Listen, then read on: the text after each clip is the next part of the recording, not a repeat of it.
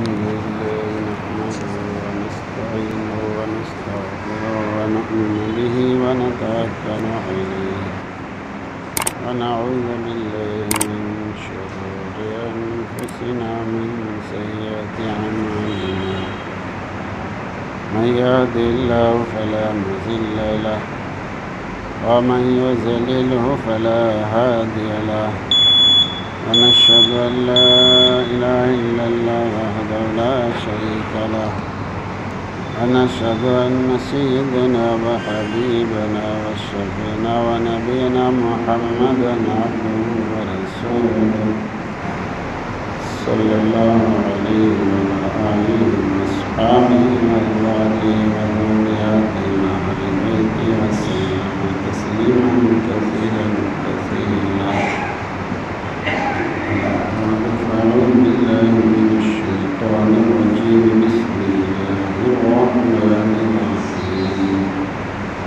إن الصلاة تنهى عن الفحشاء والمنكر ولذكر الله أكبر والله يعلم ما تصنعون.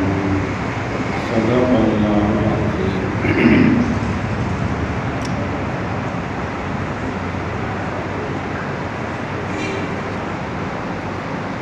ایک ہوتا ہے معروف اور ایک ہوتا ہے منکر. جس بھلائی کو سب جانتے ہیں، جس اچھائی کو سب جانتے ہیں، اس کو کہتے ہیں معروف. جس برائی کو سب جانتے ہیں، جس برائی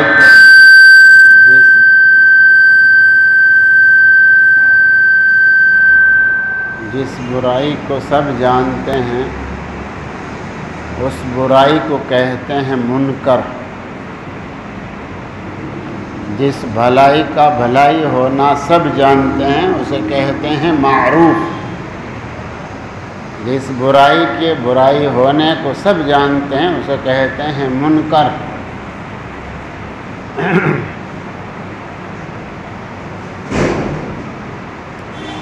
امر بالمعروف نہی عن المنکر.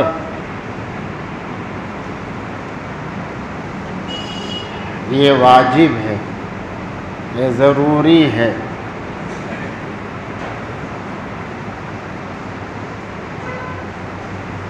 جب علل اعلان برائیاں ہوتی ہیں، کھلم کھلا برائی ہوتی ہیں،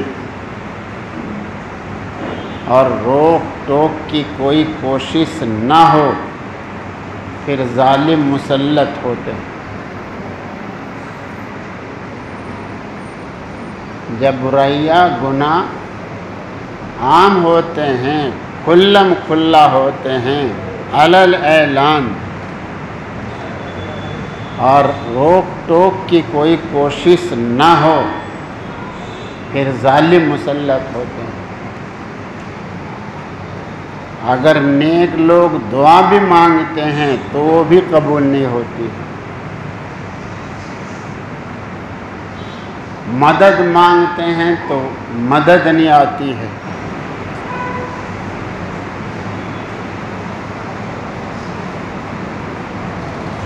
اور ایسے ظالم مسلط ہوتے ہیں جو بڑوں کی تعظیم نہیں کرتے اور چھوٹوں پر شفقت نہیں کرتے.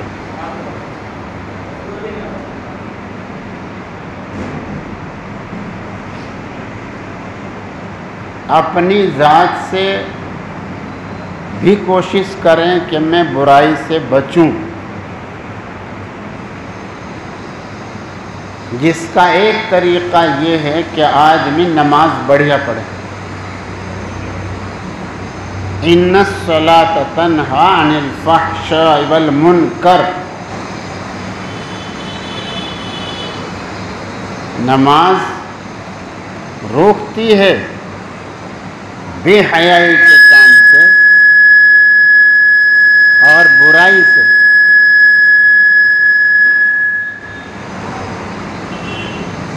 مگر نماز ہو.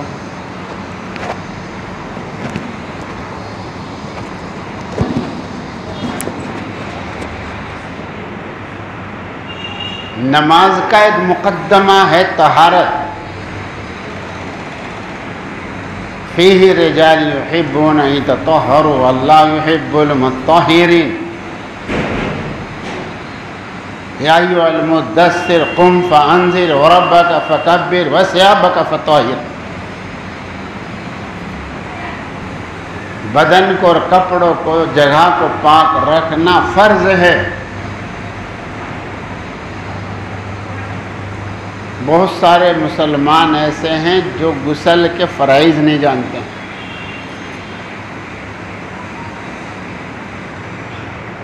اس کے جاننے کا آسان طریقہ سننے بھائی، توجہ کے ساتھ سننے بھائی دوستو، اس کے جاننے کا آسان طریقہ کھڑے کھڑے معلوم کر لو امام صاحب سے، جی مجھے غسل کا ایک فرض بتا دو. اس کو یاد کرتا چلا جائے، دکان پہ کام کرنے والوں کو بتائے، گھر میں بیوی بچوں کو بتلائے، اپنے بھی یاد ہو جائے گا. اور بیوی بچوں کو تعلیم دینا فرض ہے. طلب العلم فریضہ علی کل مسلم، وہ فرض بھی ادا ہوگا، ذمہ داری بھی ادا ہوگا. صحابہ کرام رضوان اللہ تعالی علیہم اجمعین کی نماز بڑھیا تھی، اس لیے وہ گناہ سے اس طرح بھاگتے تھے جس طرح آگ سے بھاگتے ہیں. وہ گناہ سے اس طرح بچتے تھے جس طرح آگ سے بچتے ہیں، کیونکہ ان کی نماز بڑھیا تھی، کیونکہ ان میں علم تھا. صحابہ کرام رضوان اللہ تعالی علیہم اجمعین کا طرز یہی تھا. پوچھتے تھے فَاسْأَلُوا أَهْلَ الذِّكْرِ إِن كُنتُمْ لَا تَعْلَمُونَ، جان لو اگر تم نہیں جانتے جاننے والوں سے. فَاسْأَلُوا معلوم کر لو، معلوم کر لو، جاننے والوں سے معلوم کر لو. کتنا بہترین نظام ہے ہمارے مذہب اسلام کا.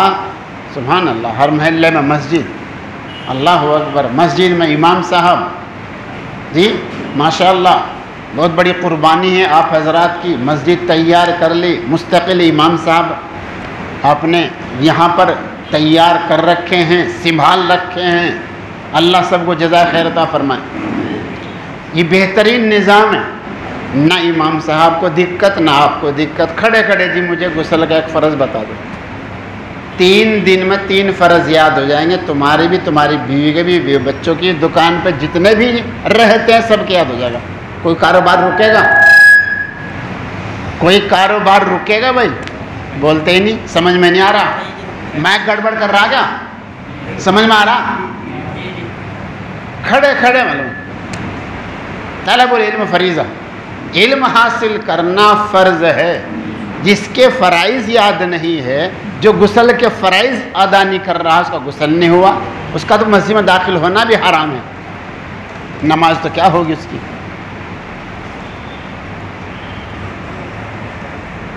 تین دن میں 3 فرض یاد ہو جائیں گے، کوئی دقت نہیں، کوئی وقت خرچ نہیں ہوتا. اور بہت بڑی ذمہ داری ہے، فرض ہے ہر مسلمان پر کہ اپنے جتنے ماتحت ہیں ان کو تعلیم دے. کلکم راع وکلکم مسئول عن رعیتہ، او کما قال رسول اللہ صلی اللہ علیہ وسلم.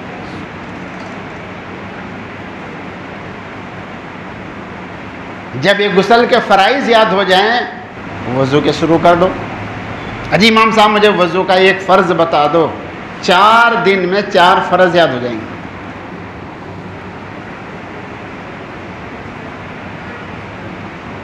علم بھی حاصل ہو رہا اور ساتھ ساتھ عمل بھی حاصل ہو رہا ہے، ذمہ داری بھی ادا ہو رہی ہے. ایک آدمی نے بتلایا، میں نے وضو کرنے والے کے اوپر دھیان دیا، کسی کونی خشک پڑی اور کسی کے ایڑی خشک پڑی ہوئی ہے. میں نے وضو کرنے والوں کا جائزہ لیا بالقصد. سن رہے نہیں یا سو رہے؟ یہ ان کا حال ہے جو مسجد میں آ رہے نماز پڑھنے کے لیے. جب وضو نہیں ہوا تو نماز ہو جائے گی؟ بولو. فرض بھی ادا نہیں ہو رہا ہے، سنت تو کیا ادا ہوگی؟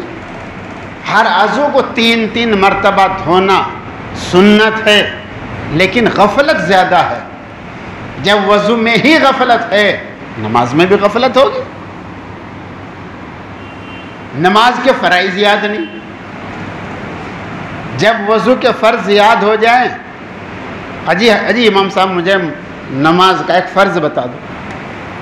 14 دن میں 14 فرض یاد ہو جائیں گے. تمہارے بھی یاد ہوئیں، تمہارے بیوی بچوں کے، تمہاری دکان پہ، مکان پہ اور کارخانوں میں رہنے والوں کو بھی یاد ہو جائیں گے. چلتا پھرتا بن گیا نہیں مدرسہ، بولتے ہی نہیں. طلب العلم فریضہ، یہ علم کا حاصل کرنا فرض ہے. اس کا یہ بھی طریقہ ہے.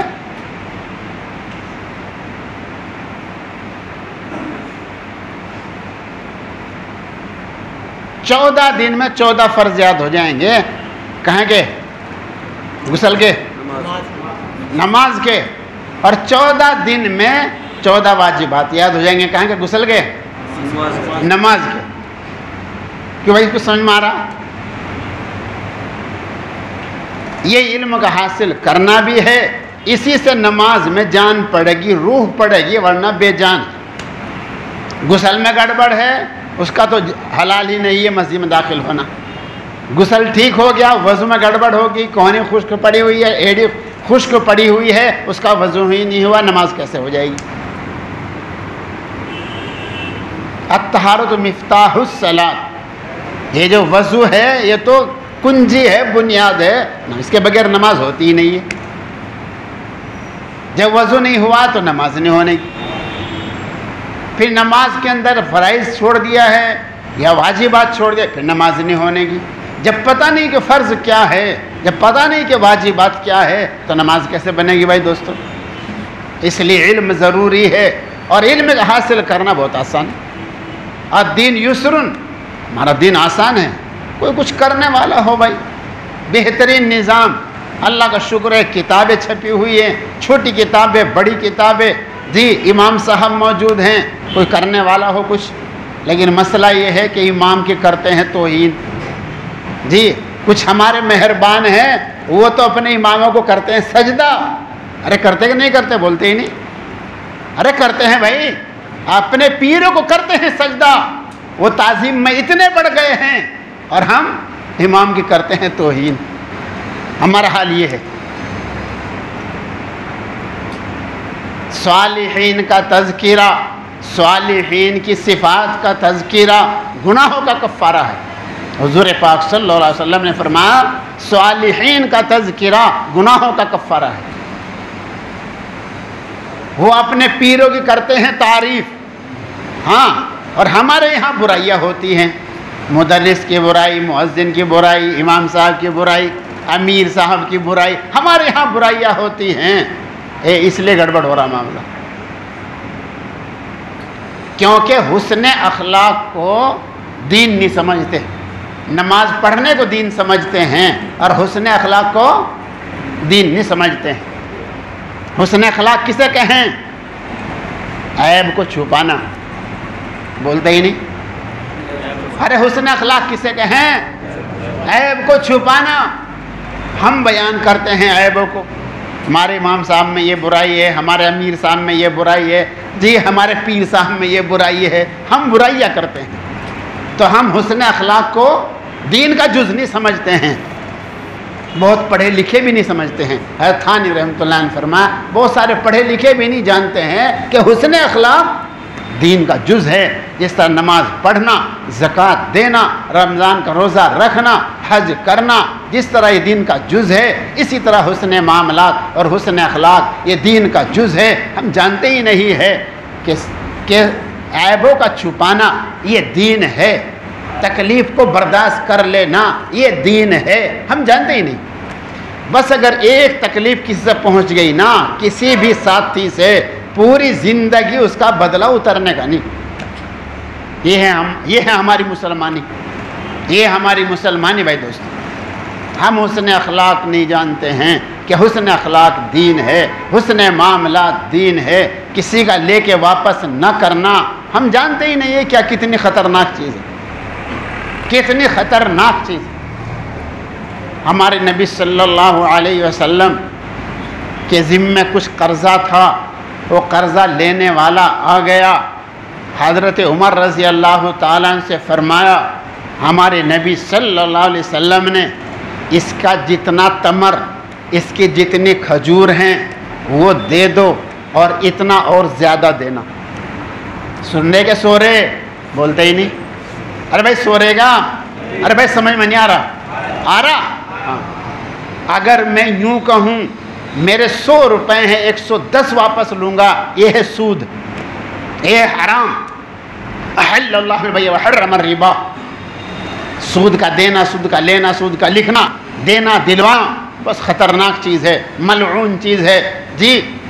اور یہ بات میرے ذمہ قرضہ ہے جی، دینے والے نے نہیں کہا ہے 100 کے 110 لوں گا، لیکن میں نے سوچا بھائی اس نے میرے ساتھ احسان کیا ہے، میں اس کے 100 کے بجائے 110 دوں گا۔ اس کو کہتے ہیں حسن اخلاق، اس کو کہتے ہیں حسن معاملات، اس کو کیا کہیں؟ اور ہم کیا کریں؟ ارے بھائی 100 تھے میں 100 نہیں دیتا ہوں، 90 دوں گا۔ یہ ہمارا حال، ہمارا حال یہ ہے۔ آدھے میں فیصلہ کر لے، 50 پہ، بھائی میرے پہ نہیں 100 روپے، تجھے لینے لے لے 50 روپے۔ ہمارا حال یہ ہے۔ ہم نہیں جانتے ہیں حسن اخلاق، حسن معاملات دین کا جز ہے، ہم نہیں جانتے۔ کچھ سمجھ میں آ رہا کہ نہیں آ رہا؟ آ رہا؟ اللہ اکبر کبیرہ۔ صحابہ کرام رضوان اللہ تعالی علیہم اجمعین اس طرح دین کو سیکھتے تھے اور اس پر عمل کرتے تھے۔ اس طرح انہوں نے وضو اور غسل کے اور نماز کے فرائض سیکھے، واجبات سیکھے۔ 51 دن میں 51 سنتیں یاد ہو جائیں گی۔ اجی امام صاحب مجھے ایک سنت بتا دو آج۔ 51 دن میں 51 سال کا ہو گیا، 51 سنتوں کا پتہ نہیں ہے۔ 51 سال کا مسلمان ہو گیا ہے، اس کو 51 سنتوں کا پتہ نہیں ہے۔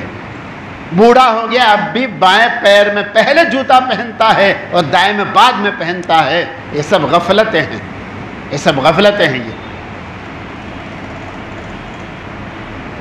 پوری زندگی اسی طرح علم حاصل کرتے رہو۔ العلم من اللحد من المہد الی اللحد۔ یہ علم جو ہے یہ ماں کی گود سے اور یہ قبر کی گود تک ہے۔ قبر جانو کیا ہے؟ بولتے ہی نہیں۔ ارے قبر جانو کیا ہے؟ وہ جنت میں جانے کی سواری ہے۔ قبرستان کیا ہے؟ اسٹیشن۔ منزل کیا ہے؟ جنت۔ ہماری منزل کیا ہے؟ بولتے ہی نہیں۔ جنت۔ وہاں جانے کی جو سواری ہے کہاں ملتی ہے؟ قبرستان ملتی ہے، قبرستان اسٹیشن ہے۔ سواری کیا ہے؟ قبر ہے۔ اس کی تیاری کر لو، کچھ بچ جائے گا کوئی؟ بولتے ہی نہیں۔ ارے بھائی بچ جائے گا کوئی؟ اس کی تیاری کیا ہے؟ شریعت کی پابندی، شریعت کی پابندی۔ جب اس طریقے سے نماز کو سیکھو گے جی تو پھر نماز میں جان پڑے گی اور نماز بڑھیا بنے گی، اور پھر جب نماز بڑھیا بن جائے گی وہ نماز بے حیائی کے کام سے روکے گی۔ جس کی نماز بڑھیا اس کے سارے کام بڑھیا، جس کی نماز گھٹیا اس کے سارے کام گھٹیا۔ صحابہ کرام رضوان اللہ تعالی علیہ اجمعین کے سارے کام بڑھیا تھے، جو نماز بڑھیا تھی۔ کتنی بڑھیا تھی؟ تیر اگر چبھ گیا نکلنا بھاری ہو رہا ہے، اچھا میں نماز کی نیت باندھ لوں پھر نکال لیو۔ اور ہم ایک مچھر پریشان کر دے، ان کو تیر بھی پریشان نہیں کرتا تھا اور ہماری نماز کی جان ایک مچھر نکال دے۔ کیسے ہماری نماز ہم کو بے حیائی کے کام سے روکے گی؟ کچھ سمجھ میں آیا بھائی؟ اب اگلی بات سنو۔ قال جبرائیل علیہ السلام فاخبرنی عن الاحسان۔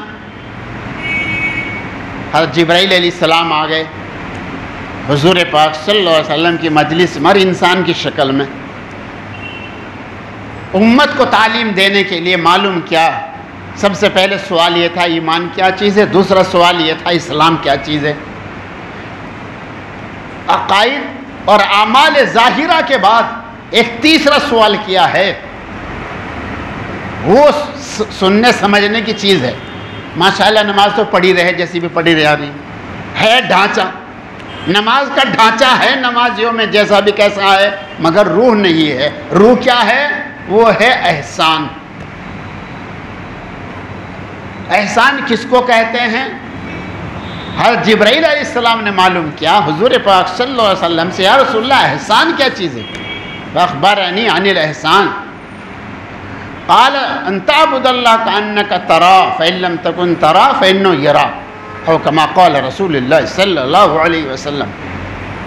حضور پاک صلی اللہ علیہ وسلم نے فرمایا نماز اس طرح پڑھ گویا تو اللہ کو دیکھ رہا ہے، نماز اس طرح پڑھ گویا تو اللہ کو دیکھ رہا ہے، اور اگر یہ نہ ہو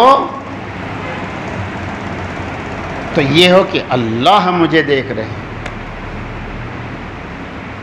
احسان کے لغوی معنی اچھا کرنا۔ اچھا کب ہوگا؟ عبادت میں احسان کب بنے گا؟ جب وہ ریا سے پاک ہو، جب وہ غفلت سے منزہ اور پاک ہو،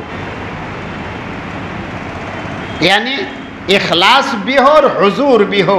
لا صلاۃ الا بحضور القلب، حاضری بھی ہو اور حضوری بھی ہو، جب بنے گا احسان۔ حاضری کس کو کہتے ہیں؟ بدن کا حاضر کر دینا۔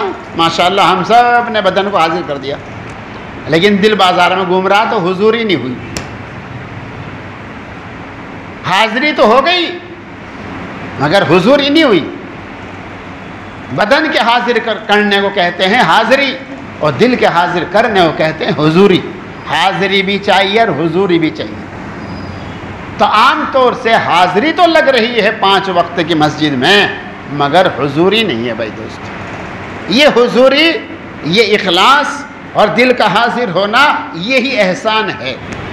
ان تعبد اللہ کانک تراہ، یہ سیکھنے کی چیز ہے، یہ بھی سیکھنے کی چیز ہے۔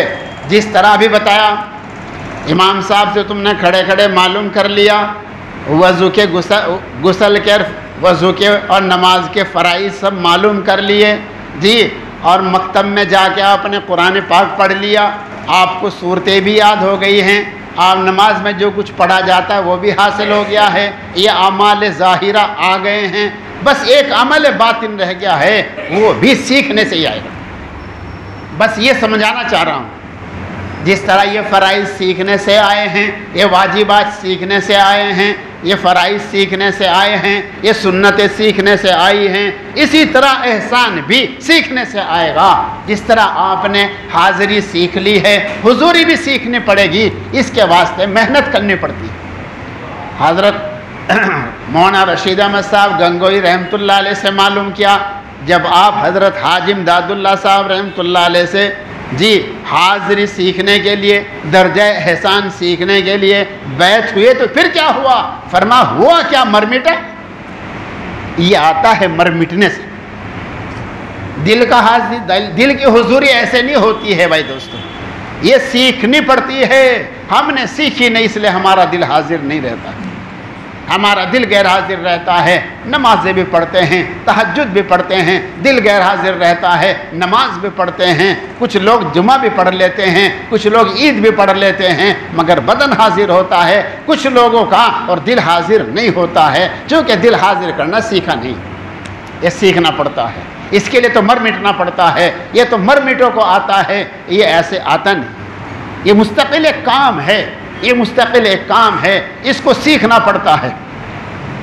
ذوالنور مصری رحمۃ اللہ علیہ نے فرمایا اپنے ایک شاگرد سے، اگر جان کی قربانی دینے کے لیے تیار ہے تو آگے آ، یہ کوئی ہنسی کھیل نہیں ہے، یہ تو بھائی قربانی دینی پڑتی ہے تب یہ آتا ہے۔ اسی کے واسطے تو برسوں لگاتے تھے لوگ، برسوں، ان کے پاس جن کو درجہ احسان حاصل تھا، جن کو درجہ احسان حاصل تھا، ان کی خدمت میں اس کو سیکھنے کے لیے برسوں لگاتے تھے، برسوں۔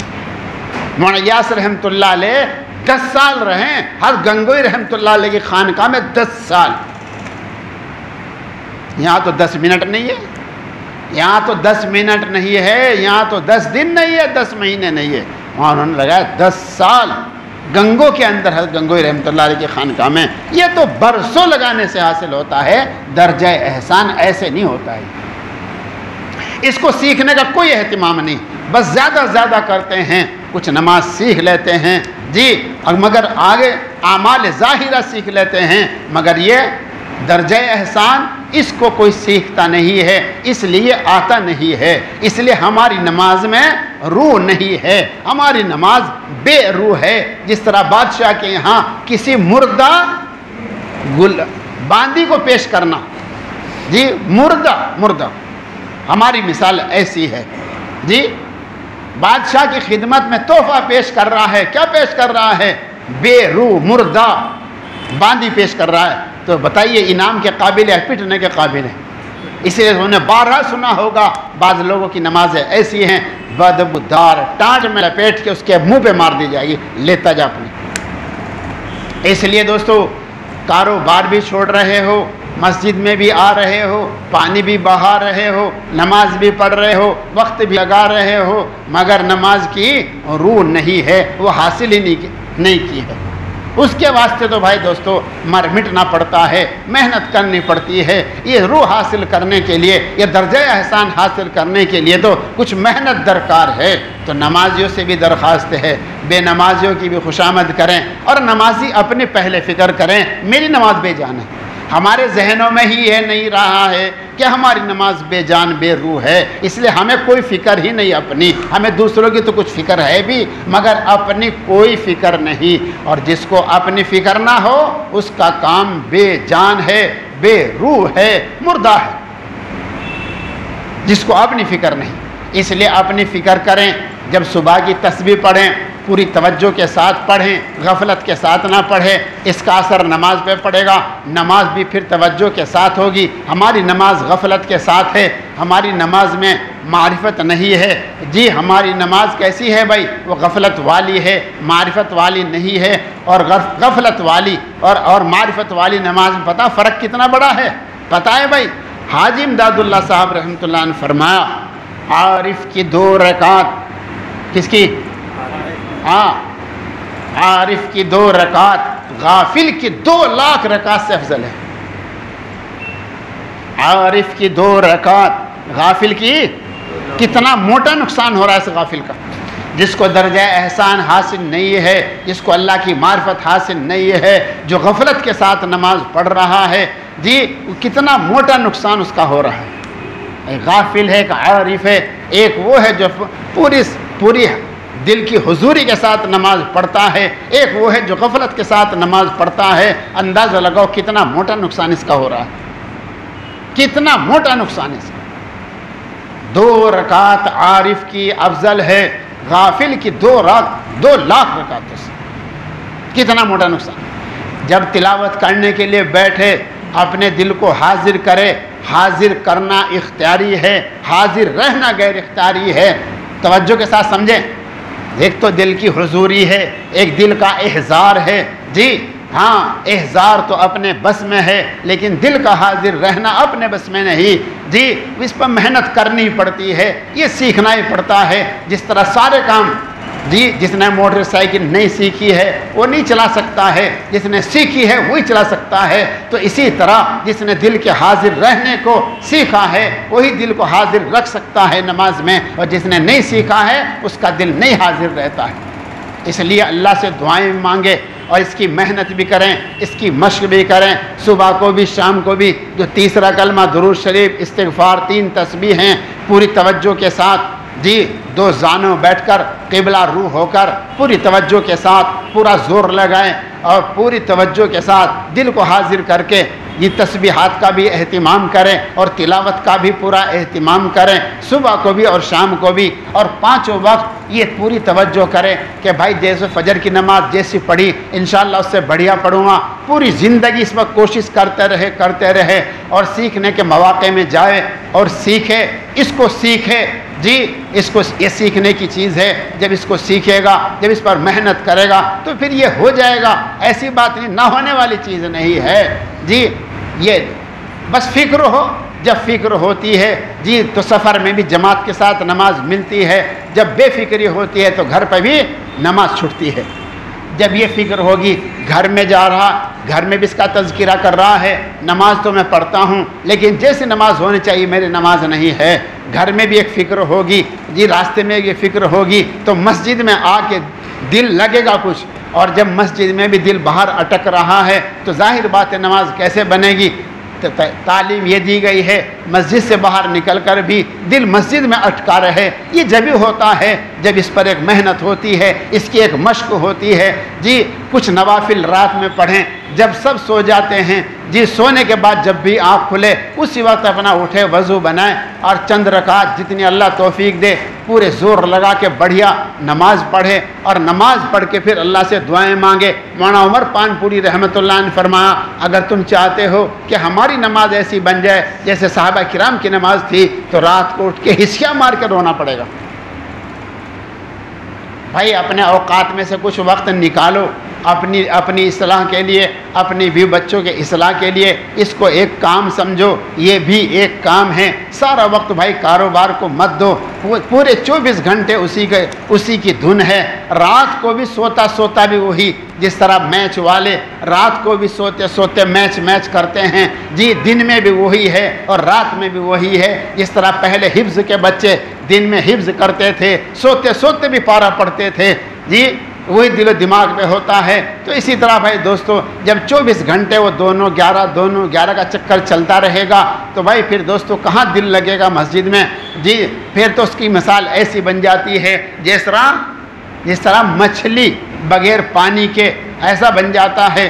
تو بھائی اگر چاہتے ہیں کہ بھائی ہمارا جی لگے نماز میں، جی لگے نماز بڑھیا بن جائے، ایسی نماز بن جائے ان الصلاۃ تنہی عن الفحشاء والمنکر، جی تو بھائی ایسی نماز بنانی پڑے گی۔ وہ وہی نماز ہے جو روح والی ہے، جس کو درجہ احسان حاصل ہے، جس کو نسبت باطنی حاصل ہے، جس کو تعلق مع اللہ حاصل ہے۔